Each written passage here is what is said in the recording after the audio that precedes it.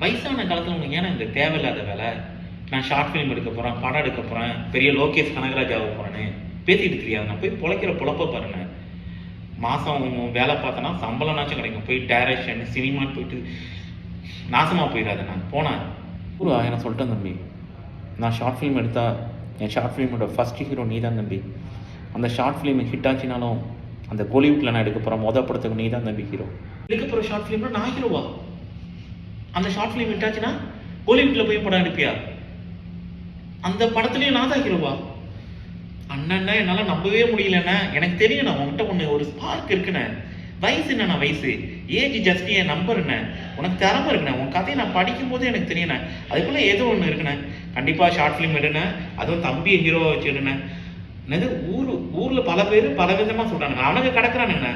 அவனுங்க 10ஓட 11 தானே போவானுங்க. ஆனால் ஒன்றை மாதிரி 1000 ஒருத்தன் நீ தானே. உன்னால் முடியண்ணே. மறந்துடாதானே? ஷார்ட் ஃபிலிமில் நான் தான் ஹீரோ. உன்னுடைய முதல் படத்துலேயும் நான் தான் ஹீரோனா மறந்துடாத.